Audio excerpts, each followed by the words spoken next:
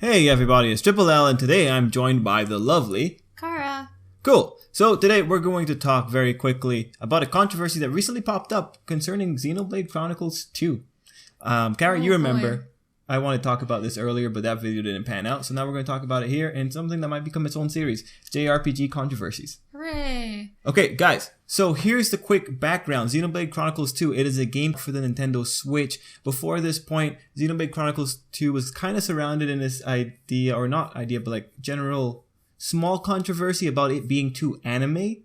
It's definitely taking some things from the anime subculture in Japan and comparing it to the first Xenoblade Chronicles. You know, people didn't really enjoy that, but this was kind of the direction we were going in. But then in the game, a character design popped up, and that character design made kind of headways in Twitter. Anyway, here we go. The character we're dealing with is this one right here. We'll just use the English localization, Dahlia. I believe she's Tsuki in Japan. And so the big issue here is, well... Those are big issues, all right. Yeah, you can kind of tell where people would take like some note of offense. Yeah. All right, so let's get into this, Kara. Let's be serious about this. I look at this girl. I see why people would be upset. Yeah. I look at this girl, and I'm not gonna lie. I look at that back curvature, and I'm thinking she could probably do with some breast reduction. Just a little. Just for the back pains, but that's about where I'm gonna stop with that. Beyond that, considering the context of what we're getting here, we know that Xenoblade Chronicles 2 had a lot of guest artists popping up, and this character's particular guest artist was Ebata Risa, and we know from the quick Google search that she's worked on Macross Frontier and AKB48. Yeah, but yeah. Is that it? Yeah, it is, but I wouldn't bring those AKB48 into this conversation because I believe everybody was mildly flat in that one. It was more cutesy designs. Yeah, the reason I'm bringing it up though is to cement that this woman comes from anime culture. Oh yeah, like that's what her workplace is. And with Xenoblade Chronicles 2, especially with the designs that we were getting for the Rare Blades, we saw that they were very hard anime tropes. Oh yeah. Hard anime designs. Like we were getting like the ice ballerinas who were pretty much ice lollies. Then we had like the beast people. She's clearly one of the beast people, a beast rabbit type persona. Yeah. The context of anime, I see this and I just see like just anime designs gone crazy. Like, you know, in the context of JRPGs, this type of thing is not that irregular. So I might have a more jaded opinion when I see this girl popping up on screen.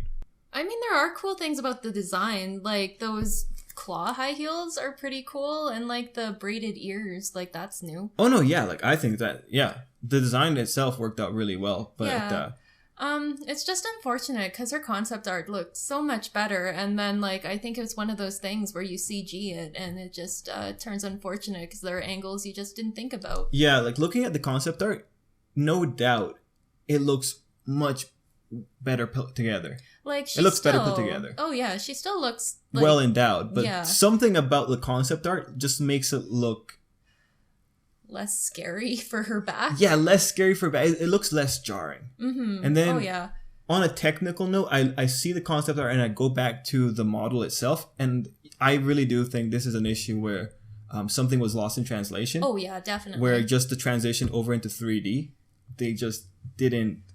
It didn't go as smoothly as it could. Because I remember you were saying like it looked like the 3D model had the assets enlarged. Oh yeah, definitely. And they looked like more floppy, yeah, I guess. Like it's... And I think it's not a good look. It's a matter of like angles too. Like in some angles for Dahlia, she looks okay. Like... Some things are still very large, but you know, like anime. And then there's that one picture that keeps circulating the internet, and then that one just looks terrifying. Yeah, does that girl's poor back. But that does kind of open up just technicality-wise. Yeah. She's a synthetic life form. And on another technicality level, she isn't a big deal in the game. She's like a random collectible, like most of the other rare blades in this game are. So now there's just an interesting thing of like, how overblown was people's reactions to this? Wow. I do think if people were more aware of anime subculture, this reaction would be kind of muted. But it's a bit hard to justify something as this is okay because an entire culture promotes it. Yeah, and also you kind of touched on it, like people are angry because she's a object or whatever, but like, you know, there are anthropomorphic like Soul Eater, like though some of the characters are actually objects, but you know, you bring that to a Western setting and that's not okay. Yeah, like there is that idea of attaching human values to this. Like in context of the story, she's a synthetic life form. Back problems are probably the least of her concern. Yeah, she might not even get those. Like, who knows if she even has a rib cage in there. Yeah, like... but we know that people are going to see a human-like form, and they're going to obviously see intentions behind design, right? Oh, yeah. But this is also a case of the culture itself. This is the norm. And so there was that reaction too from the internet. To some degree, people will kind of bring it down because if you make an issue with this here, you have to draw an issue with every other JRPG that did this. Yeah. Although, like, the whole point with, like, that back curvature, I do think, technically, that is a... that's a problem. That's a problem. That's just anatomy gone wrong. That poor girl's back. But again, the context of the situation. Maybe she has, like, a spine of steel and, like, it doesn't even bother her. Who knows? I look at this girl and she might just be made of ice. For all we know, she might be made of some kind of weird metal alloy. Yeah, there you go. Like a titanium. Yeah. Whatever. It was a very interesting situation to see erupt on the internet. Yeah. When you look at the rest of Xenoblade in context, the things that they're pulling here is hard anime style. Oh yeah. Especially Pyra, but yeah. It's hard anime culture. People get mad about her too. I believe when we watched the live stream, one of my comments was, "Oh, good, she has the anime thong." Like. Oh yeah, that's right. The skimpy dress. This has been an issue. Well, not an issue, but this has been a design choice since the beginning. Yeah. Again, questionable whether or not that can be used to justify something, but especially with Western audiences nowadays. But it was a very interesting thing to see. Chances are the Japanese audience doesn't really care about it that much. Well, I'm sure, like, the artist is vaguely, like, there's so much connection now with Twitter and, like, social media. I'm sure she's vaguely aware of the backlash that her character is getting, but yeah, I don't know. I've never heard anything about Japan complaining about this. Yeah, so it would be interesting to see it. Oh, one other thing that's really interesting is that Nintendo did nothing to stop this at all. Like, Nintendo is the same company that censored out Illusory Revelations when it had the whole, what's it called?